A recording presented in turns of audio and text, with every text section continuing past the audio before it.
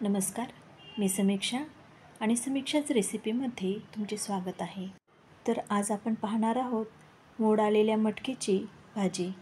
ही भाजी आपण एका वेगळ्या पद्धतीने बनवणार आहोत, कारण एरवी आपण मोड आलेल्या मटकीची जी भाजी बनवतो ती भाजी जी असते ती खूप पातळ येते आणि काहींना ही पातळ भाजी आवडत नाही। तिचा रस्साही छान चविष्ट असतो, परंतु ती घट्ट नसते, दाटसर नसते, याच्यामुळे काहींना ती आवडत नाही किंवा भातासोबत खाल्ली तर ती भाताला लागतही नाही। तर आज आपण अशा पद्धतीने घट्टसर मोड आलेल्या मटकीची भाजी पाहणार आहोत। त्यासाठी मी हे साहित्य घेतलेले आहे। तर त्याआधी आपण हिरवे वाटण तयार करून घ्यायचे आहे। कोथिंबीर, लसूण, आलं आणि भाजून घेतलेला कांदा घेतलेला आहे।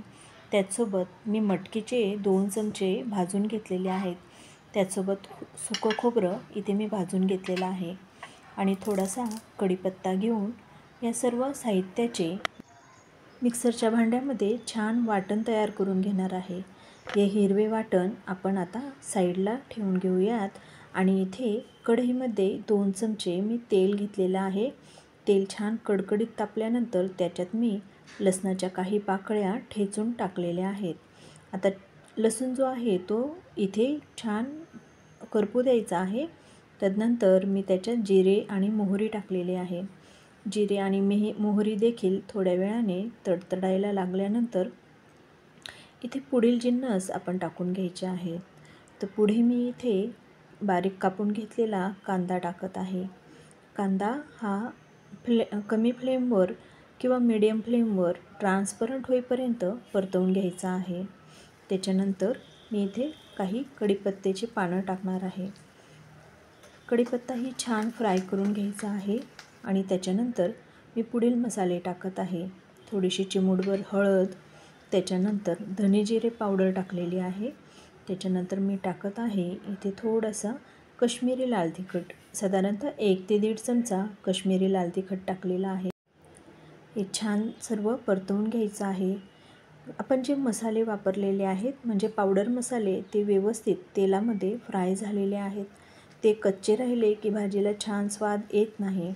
आता ही मी इथे मोड आलेली मटकी टाकत आहे। मटकी ही घरचीच आहे आणि मी घरीच मोड आलेली मटकी बाजारातही उपलब्ध असते।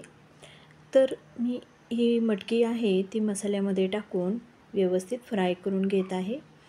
1 ते 2 मिनटं व्यवस्थित एकजीव केल्यानंतर मी इथे वरून गरम पाणी सोडणार आहे। वरून पाणी टाकताना मी भाजीला नेहमी गरमच पाणी टाकते, त्याच्याने भाजीचा स्वाद जो आहे तो बदलत नाही किंवा अजून छान येतो।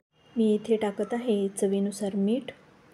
आता गॅसची फ्लेम मंद करून इथे मटकी मी शिजवून घेतलेली आहे। मटकी शिजायला साधारणतः 10 ते 15 मिनटं लागतात, परंतु छान चव येण्यासाठी आपल्याला ती मीडियम टू लो फ्लेमवर किंवा मंद आचेवरच शिजवून घ्यायची आहे। मंद आचेवर पदार्थ छान रुचकर बनतात। आता मगाशी बनवून घेतलेलं हिरवं वाटण मी वरून इथे टाकत आहे। सर्व पदार्थ तव्यावर छान भाजून घेतल्यामुळे इथे वरून वाटण टाकलं तरी त्यात मसाल्यांचा कच्चेपणा लागत नाही। त्यातले एक जिन्नस हा व्यवस्थित भाजून घेतलेला होता। आता अजून 4 ते 5 मिनटं आपल्याला भाजी शिजवून घ्यायची आहे मंद आचेवर आणि झाकण ठेवून। इथे मी भाजी शिजवून घेतलेली आहे आणि मटकीचा दाटसर रस्सा इथे खाण्यासाठी तयार आहे। अशी रश्शेदार भाजी तुम्ही बनवून बघा आणि घरातील कोणाला आवडणार नाही असं होणार नाही। बघा, दिसायलाही किती अप्रतिम अशी आहे ही भाजी आणि त्याचप्रमाणे ही चवीलाही तितकीच छान लागते। तर आजची ही रेसिपी तुम्हाला कशी वाटली ते समीक्षाच रेसिपीच्या कमेंट बॉक्समध्ये नक्की कळवा।